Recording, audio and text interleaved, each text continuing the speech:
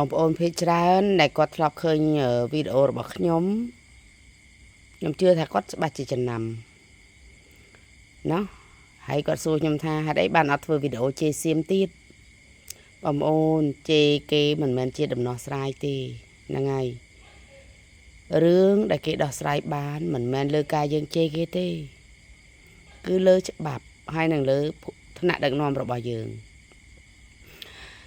តែការដែលខ្ញុំជេរនោះគឺជាការឈឺចាប់របស់ខ្ញុំទេដែលខ្ញុំចេះតែជេរទៅនឹងតែបើអ្វីដែលវាស្ងាត់ក៏យើងស្ងាត់តាមនឹងដែរទៅតែមិនមែនស្ងាត់នឹងគេដកចេញហើយនៅគេមិនដកទេបងប្អូនលុះត្រាតែច្បាប់អន្តរជាតិឬក៏គេកាត់ក្តីឲ្យយើងហើយខាងនោះគេព្រមដែរទៅវាចប់ព្រមនឹងព្រមអីព្រមព្រោះគេមិនចង់បានសង្គ្រាមបន្តទៀតអីចឹងទៅតែបើយើងជេរគេនេះកាន់ធ្វើគេក្តៅទេបងប្អូនដូចគេជេរយើងចឹងណាគេជេរយើងក៏ឈឺយើងជេរគេក៏ឈឺហើយការឈឺរបស់គេនោះគេអាចធ្វើបាបយើងតែគេជេរយើងឲ្យយើងឈឺយើងបានត្រឹមតែដាក់បដាសាគេទេបងប្អូនអញ្ចឹងកុំជេរក៏ល្អដែរអញ្ចឹងណាបងប្អូនណាតែបើយើងទុកឲ្យថ្នាក់ដឹកនាំគេដោះស្រាយទៅហ្នឹងហើយបងប្អូនមនុស្សយើងកើតមកមានម៉ែមានឪតើអញ្ចឹងប្រទេសរបស់យើងក៏មានឋានៈដឹកនាំរបស់យើងដែរអញ្ចឹងយើងជឿជាក់លើគាត់ទៅបើសិនជាយើងមិនជឿជាក់លើម៉ែលើឪយើងទេយើងមើលងាយម៉ែឪរបស់ខ្លួនឯងគាត់ចិញ្ចឹមយើងមកបង្កើតយើងមកគាត់មិនដែល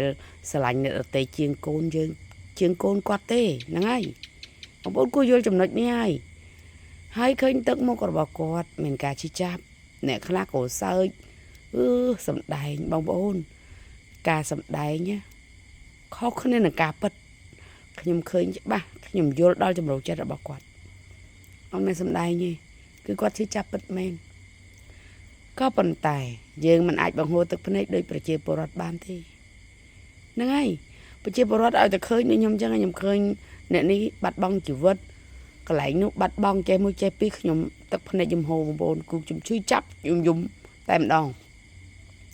ប៉ុន្តែលោកមិនអាចធ្វើដូចយើងបានទេត្រូវតែរឹងមាំ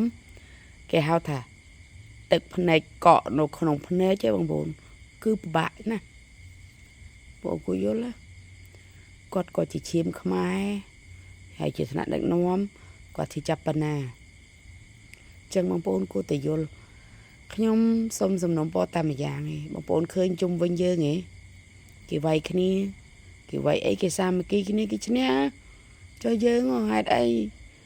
ខ្មែរនេះបែកបាក់គ្នាមករហូតឆ្លោះគ្នាមករហូតតិចទៀតតែវាយ៉ាងម៉េចទៅបើយើងអត់ចេះជួយគ្នាហ្នឹង